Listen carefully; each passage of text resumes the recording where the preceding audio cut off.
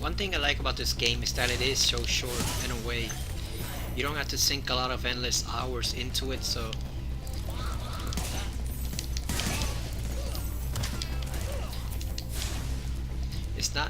it's not a really heavy game. So if you're just feeling off, or if you just want to play something fun, it makes for some light and easy play.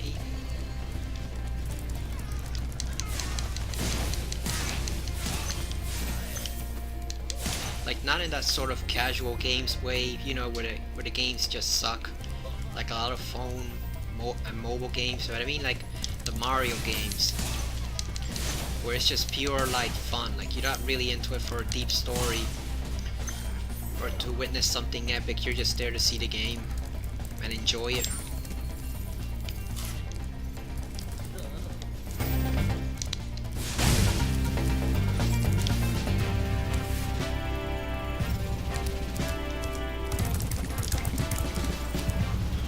You know, people put down those games sometimes because today it either all has to be either a quick mobile experience that you can just play anywhere, which oftentimes isn't a lot of fun in the first place, or it has to be this deep, epic, intense story that lasts like 18 or 20 hours. And it's like there's room for both, you know. It doesn't have to be a masterpiece. You know, it doesn't have to be Metal Gear Solid 3, but it also doesn't have to be a piece of crap game that you just put on your phone and play when you don't have anything else to do. Like we see Spider-Man doing in movies. He'll just be hanging there, you know, playing games on his phone while he's waiting for some villain to emerge from his lair or something, or while he's riding the subway. We see that in the cutscenes or for Spider-Man game on the PS4 when he's fast traveling. But yeah, I've never liked those types of games. I play them on GSN sometimes, just to earn points so you can try to get some gift cards, but I've never been a big fan of those simple, you know, one-button games that are populating phones everywhere now. They're just too simple for me. Like, I need something more, even if it's just a Mario type game, or Crash.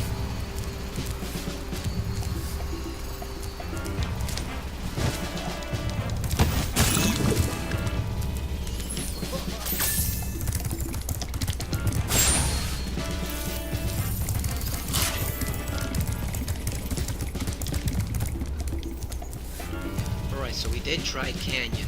I know there's something around here which you have to aim for with one of the cannons.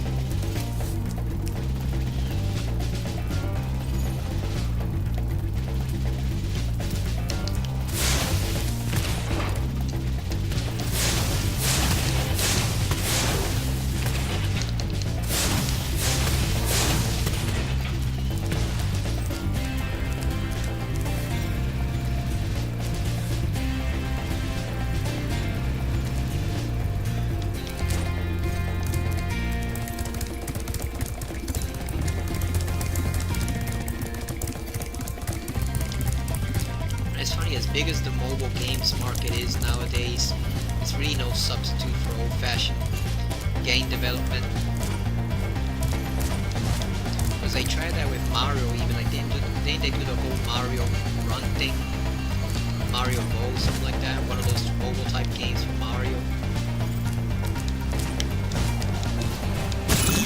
And from what I've heard, it basically sucks. It's basically a stripped down version of Super Mario Brothers from the NES, but not even as advanced as that. So, like, imagine that the most primitive NES game is still a challenge for modern phones. Well, that thief went down quickly. That was no challenge at all.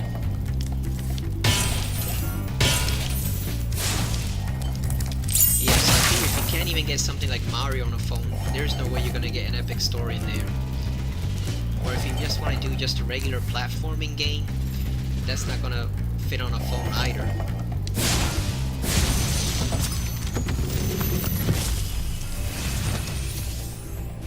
Well done, Spyro. Keep up the good work, and I know you'll fulfill your destiny. Destiny? I just want to kick some. Just toast those enemies and collect the treasure. It's nice how they cut him off every time he's about to swear. That's how you know it's a family game. But yeah, the funny thing is the phones nowadays have massive amounts of memory, so it's not the memory capacity, it's the fact that you just don't have the right buttons for a game like Mario, or even Tomb Raider or anything like that from here.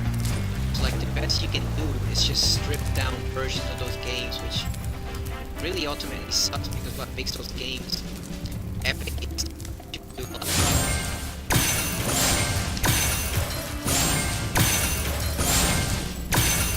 even a game like this, like Spyro, Crash, or Mario, which doesn't have a huge epic story, still has a lot of gameplay in it, so yeah, if you cut all that out to put it on the phone to take with you, then it's not even worth it at that point. Like, you might as well be better off just bringing a portable console like the PSP or the DS, or just bring the Switch along with you.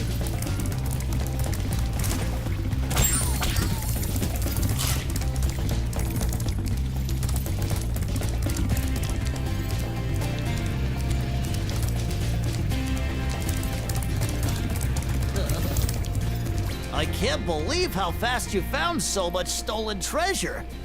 Hop aboard for the Magic Crafter's world if you're ready. We're not going to Magic Craft. We've only done one stage.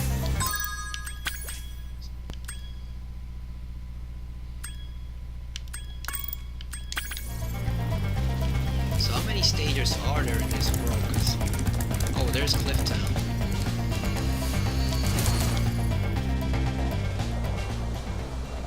Yeah, because we've only done one and we already see the boss there, and I see the speedway type thing, but I don't see any other levels besides this. So it can't be just 4 levels in that section.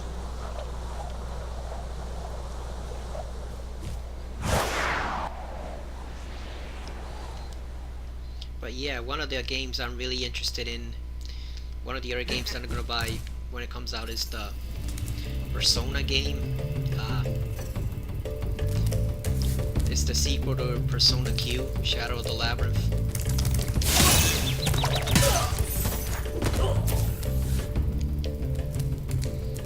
Damn, that Mexican bandito really walloped Spyro there.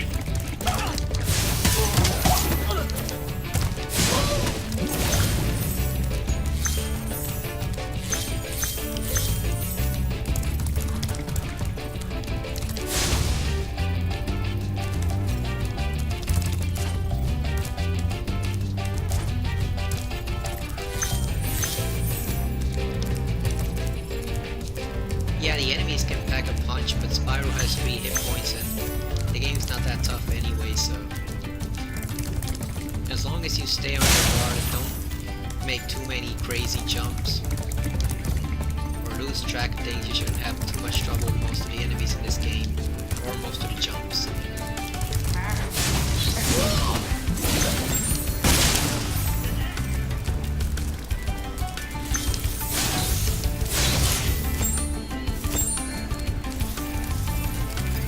We screwed up because I think there was a trophy that said you can't flame any of the lizards in this level, so that's gone already.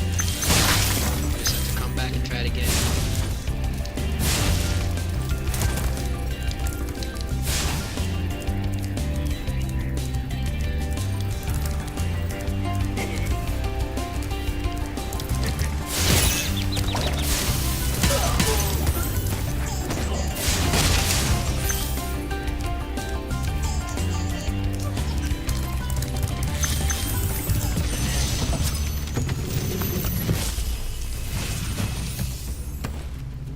How's a dragon supposed to flame metal armor anyway?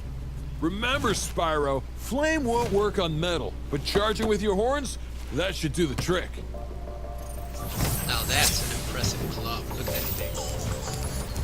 Looks like a staff or something, but that's impressive.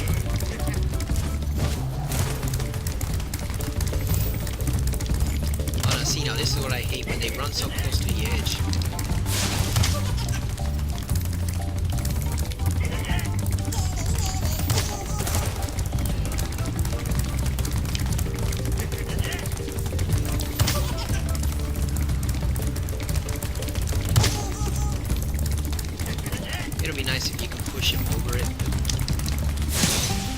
wow, he did fall off the cliff. Nicely done, Spyro.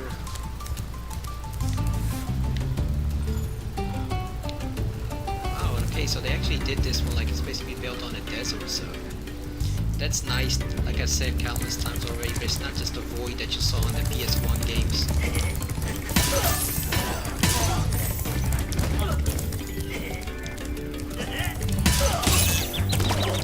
But yeah, I'm definitely interested in buying the sequel to Persona Q 2, when it comes out, because it features one of my all-time favorite characters in any game, the female protagonist from Persona 3 Portable. A lot of people don't like her, they say she's too spunky, she's too stereotypical of the Japanese female character, she's this, she's that, but I love the hell out of her. Just because she's just so weird, like you can pick responses with her to some of the character's statements and questions that you could never do with the male one. Like, the male one was fine. I like the male protagonist in Persona 3. Like everyone else, I was pretty devastated when I found out what happens to him. But it's even doubly worse for the female because I like her a lot more. It's one of the things like it's one of those things like Heather from Silent Hill 3, which for those who haven't played the game, I won't spoil who she really is. Let's just say she's actually descended from another one of my favorite characters ever in a video game. But the thing is, it's basically a choice between Heather and the stoic male protagonist in the Silent Hill game. If you've ever played Silent Hill, you'll know that the males are all pretty stoic. You know, Harry, James, Henry, you know, they're not quite the most expressive of people. And Heather was a stark contrast to that. You know, with her sharp mouth and her attitude. You know, she still got scared. She still reacted to freaky things she saw, but it was a much different dynamic from the male characters. That's the way I feel about their Persona 3 female character. I just like her attitude in comparison to the males because, you know, like, without getting into details, I lead a pretty depressing life. You know, I've seen a lot and I'm very hardened for it, but when I see that in a game, you know, the last thing I want to see in a game is a protagonist that is someone who is so very similar to myself, you know, with like that bleak, realistic outlook on life.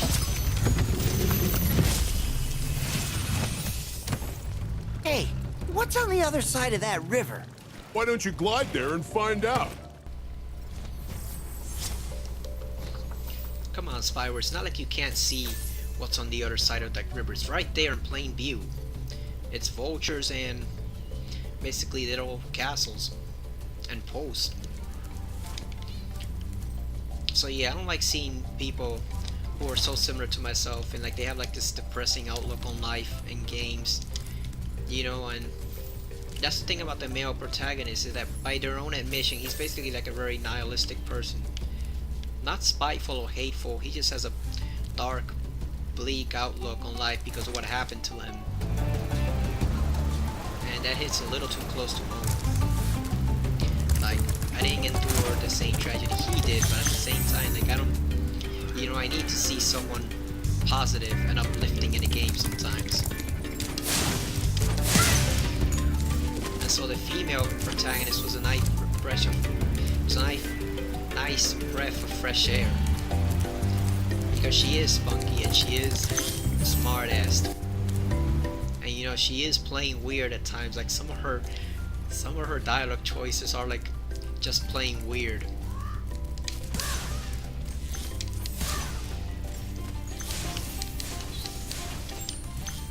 It's almost like she's Cameron from the Terminator, the Sarah Connor Chronicles. You can almost see her mind, like, you know, you can almost always see her mind processing and deciding which response to use, and sometimes she uses the most weird response you can imagine.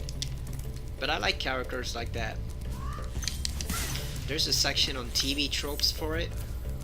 It's called Cloud Cuckoo Landers, and it basically features people like Agent Fox Mulder, Harley Quinn, stuff like that. People who like, even though they're kind of nuts, they're kind of crazy on offbeat, a lot of times they end up being proven right.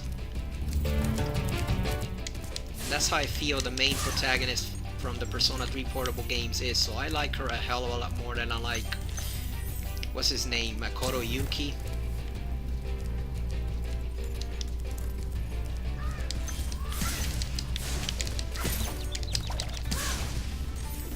Oh, there's the trophy, there it is. So it wasn't Dry Canyon, it was this Cliff Town. Ah, okay, so Dry Canyon is the one we have to headbutt the birds. This is the one where we had to burn them. Okay. So we gotta go back and do that later.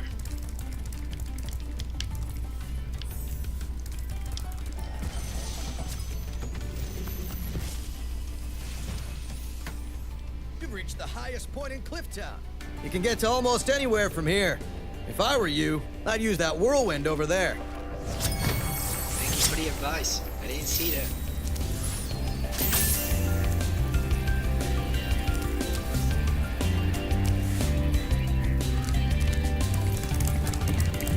Yeah, and the thing about the sequel to Persona 2, I mean Persona Q, is that it looks really weird too. Like in the first one, they were trapped in like that, what was it, the culture festival, and you had all three of the Velvet attendants there, all three of the Velvet siblings, Elizabeth, Margaret, and Theo.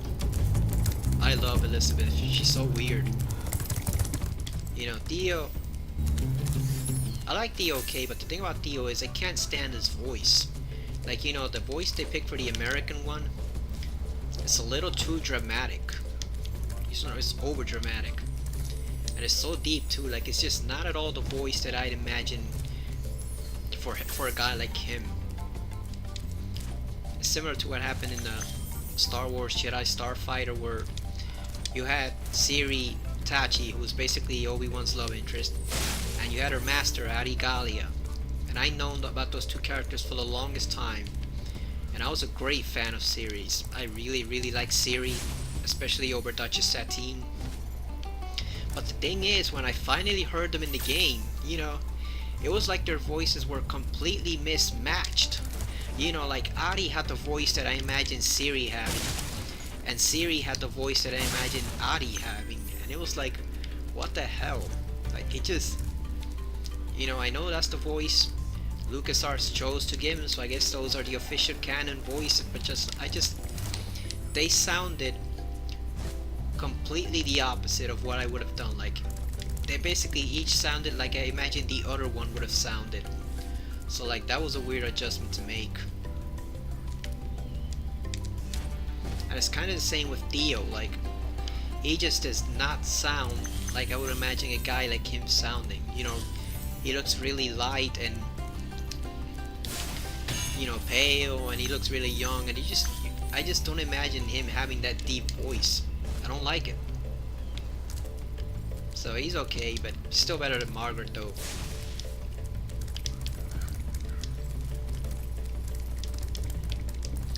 One of the things I liked about Persona 3 was the little romance you can have with Elizabeth and the female character. Where, look, I'm a fan of female pairings.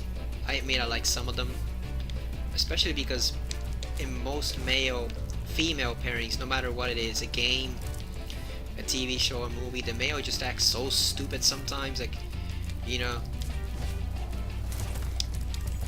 it was just a nice breath of fresh air to see their little interactions, like kind of similar to the male protagonist and Elizabeth, but not quite the same.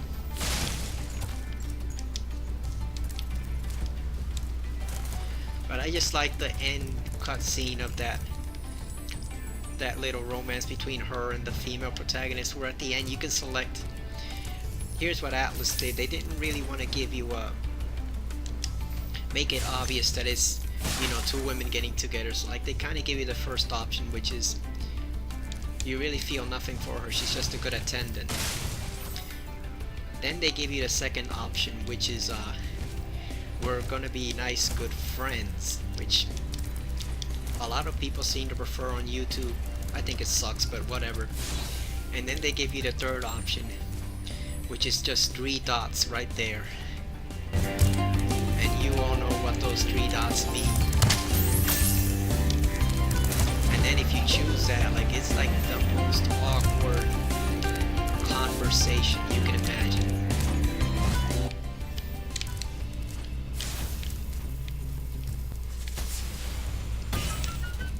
There goes the last of the gems. Yeah, it's just like the most awkward conversation you can imagine.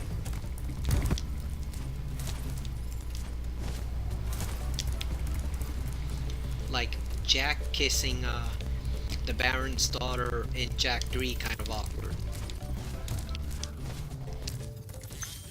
But it's just so funny to watch. And then you get the message, you know, like whatever her name, the female protagonist is, you know, she and Elizabeth spent a long time together. Like, yeah, we know what that means. We know what that means because we've seen it with the male protagonist, that we know what it means when he does it, you know. Yeah, he spent a long time with Mitsuru. He spent a long time with Fuka. Yeah, we know what he's doing, don't we? He spent a long time with Elizabeth. We know what he's doing there too. And she knows what she's doing because she makes it abundantly clear. Like, if you had any doubt as to what she's gonna do with him, she spells it out for you right there, so.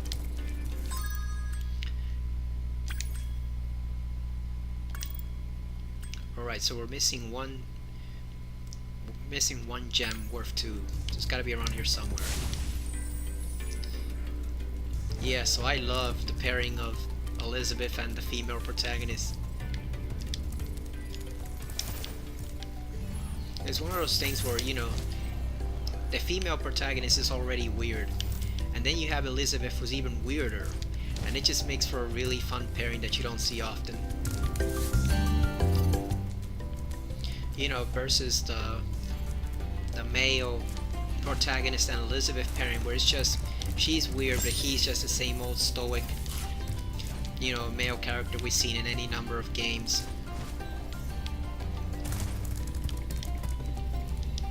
So I look forward to seeing what they're gonna do with her and the Velvet siblings in the sequel to Persona 2. And I wonder if they will let you take advantage of some of the humor, because like, I don't have a DS, so I never got to play it, but I've seen a hell of a lot of the gameplay from Persona Q on YouTube. And it is just hilarious how you can pair almost everybody there. Like, you could have the male protagonist from Persona 3 and the male protagonist from Persona 4 marrying each other in a ceremony before the other heroes interrupt them. You could have one of them marrying Aegis. You could have Junpei marrying someone. So it's there we go. That's all the gems.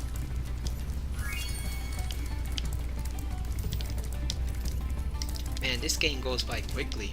Like, you just breeze right through it. It's not like Spyro 2 and 3, where you actually have to work to get some of the stuff done. So yeah, I wonder if there's gonna be a scene in the Persona Q sequel where the female protagonist gets to marry Aegis, or she gets to marry Elizabeth or something like that. That'd be hilarious.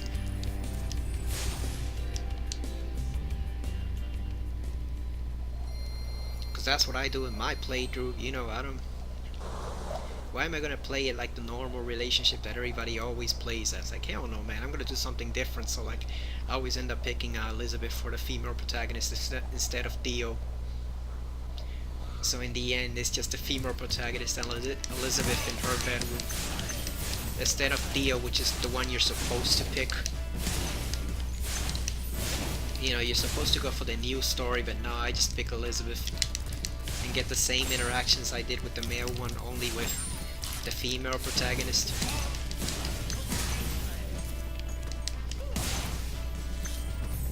I hate how they finally named the male protagonist Makoto Yuki though, because for a long time he was Minato, just like you, Narukami was Suji, and then they changed it on us.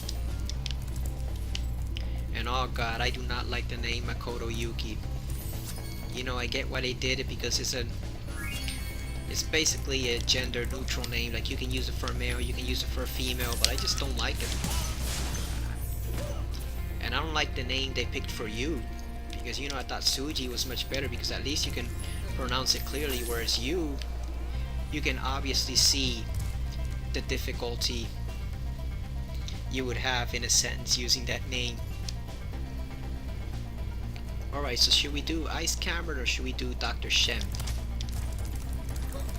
I kind of want to do Dr. Shem because I remember him being one of the weirder villains in here, but nah, you know what, let's do the Ice Caverns. Then we'll do one more episode and we'll do Dr. Shem. I think Dr. Shemp is the one that smacks you with like a frying pan. I think it's one of those minions you see early on in the stage, except it's wearing a mask, and it has, I think, like a frying pan that it hits you with, and it can throw you back into the lava. So yeah, Nasty Nork has some really weird enemies working for him.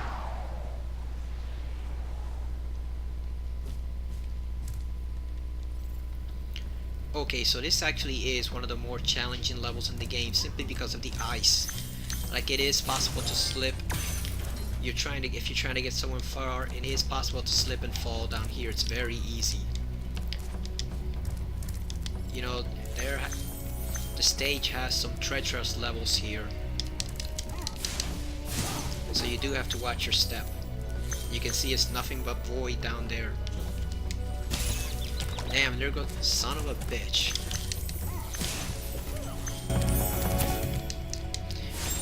You have to watch out for those bats too, like those bats are annoying. Bats everywhere are annoying, pretty much. Even in Resident Evil games, like, oh my god, there's been some annoying bats over the years. Code Veronica, Resident Evil 0. Oh my god, those bats were annoying, especially that huge one in 0. Word of caution, little one. Wait until you grow big, like me, before charging those large enemies. Is anyone else really wanting to comment on those two things hanging from his belt? Like, I don't want to say what it reminds me of, like, I think you get the picture. And oh my god, that has to be intentional. Like, there's just no way they programmed that into it and it wasn't intentional. So you know what they say, the left one always hangs lower than the right. Yeah, there's some nice adult humor in Spyro games sometimes. It's kind of like the quick blink and you'll miss it type of humor, but it is there. It's kind of funny how they sneak all that stuff into Spyro and Crash games. Especially in Crash games with Cortex, like he's really the source of a lot of those more, let's just say, adult-oriented jokes.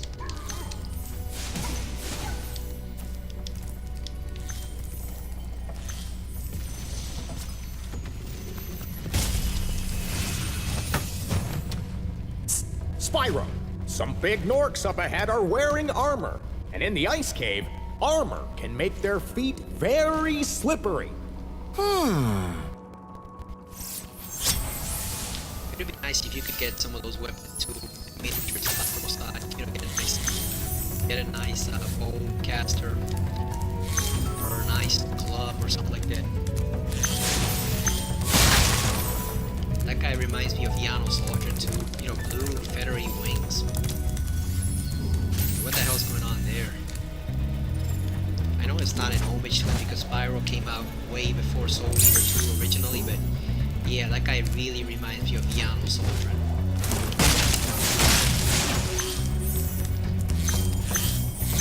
Yano's probably one of the coolest characters you'll ever see in a video game without actually doing anything badass. Like, seriously.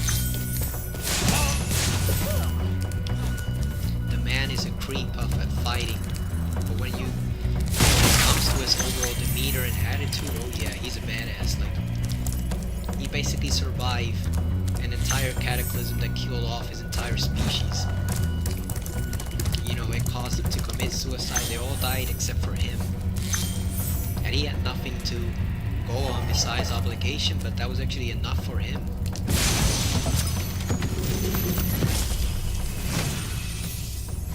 Thank you for releasing me.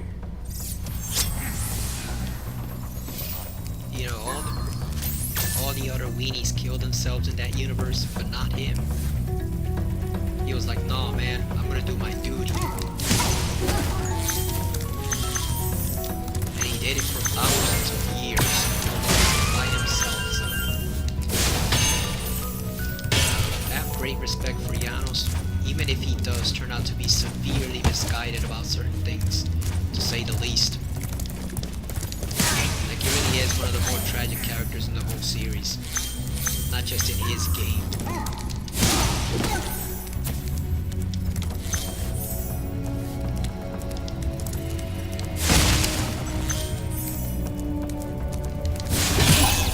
Damn. Ew, that guy faced through the wall.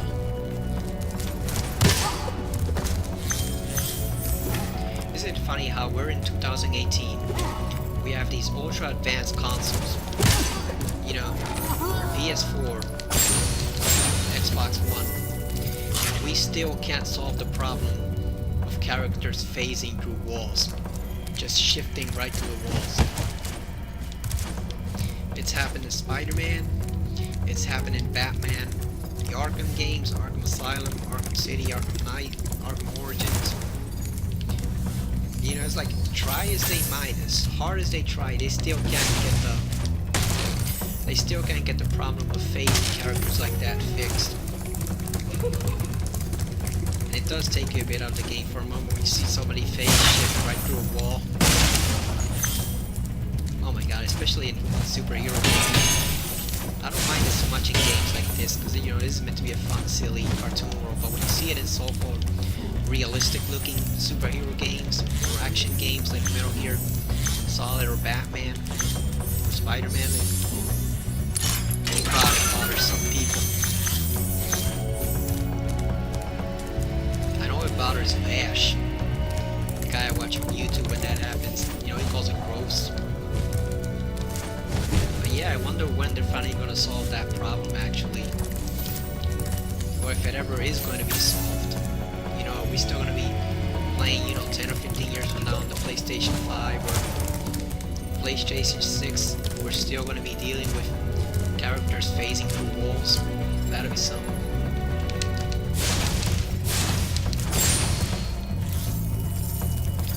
Yeah, that bat thought he had me, but nope.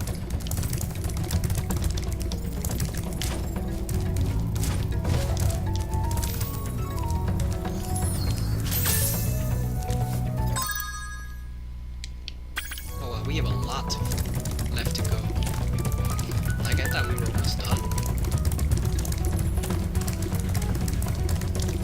Alright, so we did that. That was the key.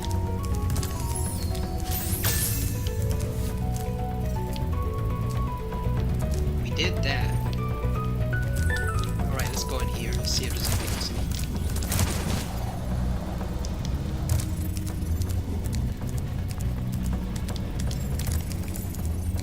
Oh yeah, there we go.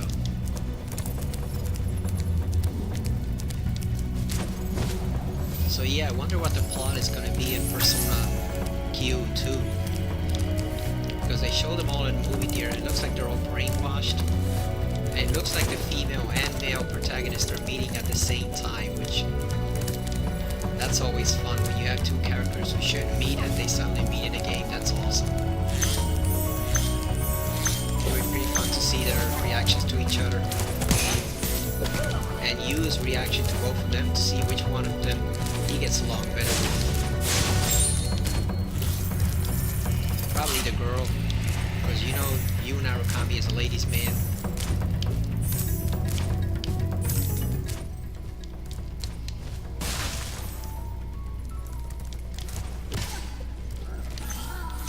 I write a bit of fan fiction.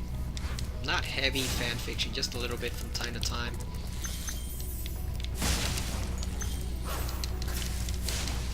And I kind of have the image of the female protagonist being the one girl that Yu Narukami is never able to get.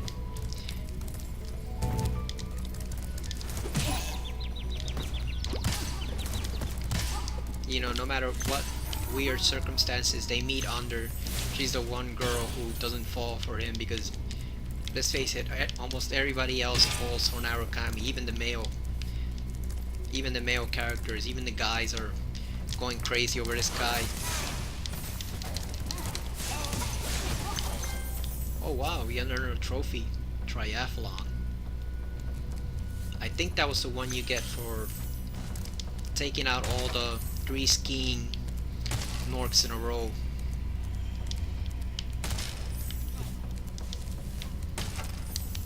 I think you'd have to not get hit to get that trophy, but either way we got it, so. Let's push this guy off a cliff. Oh, we hesitated. Can't hesitate.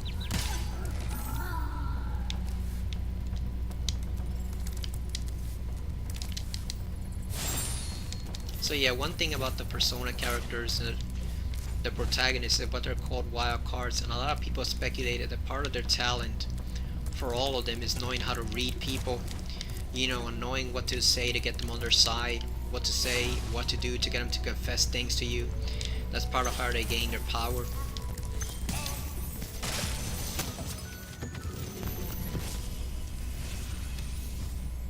You've done well, Spyro.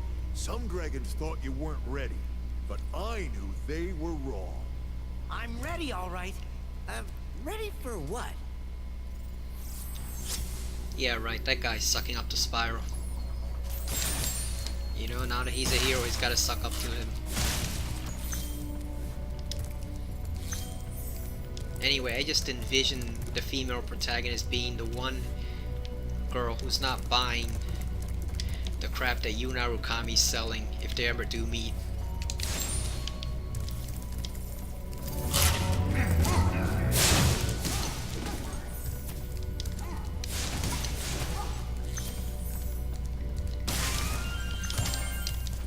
Because he has to have limits, you know. This guy can charm everybody from Mitsuru to what's her name, Chie, to Ayahebara, whatever her name is, to Margaret. But there's gotta be a limit to this guy's charm. Like, there has to be some woman in the world, some woman at least in that Persona world, who doesn't fall for, I don't want to say his scheme because he's actually a good person, but let's just say he doesn't fall for the crap that he deals out.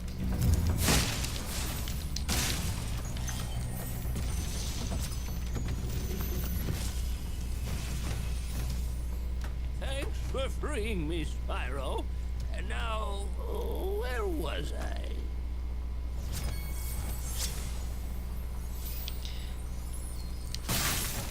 I've seen people make fun of that in fanfics too, where they basically say that you could actually charm even God into doing whatever he wanted. That's how powerful the man is with his charm. I mean, we know he can certainly charm Yosuke into doing whatever the hell he wants.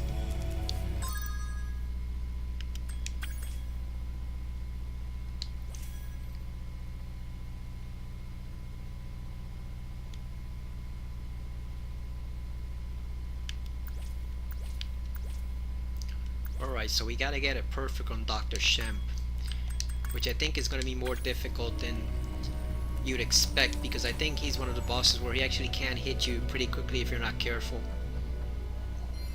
And I know you probably get a trophy for it too.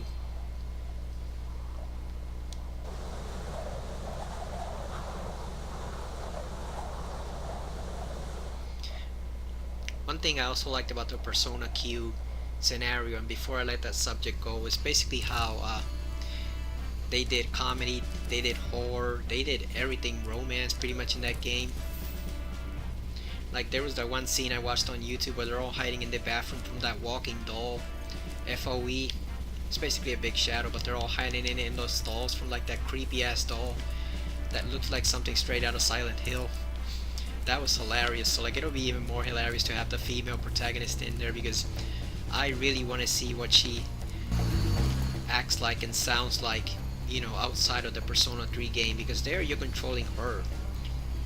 But in the Persona Q games, you actually get to see these guys, you know, Makoto, you, and now her, I guess, actually independent, you know, acting on their own where you're playing as someone else. So that's something I'm looking forward to. That comes out, I think, this year, either March or April, so I'm definitely getting a 2DS for that. just for that game and the original Persona Q at first, and a Mario game. Those are my three first choices for the DS.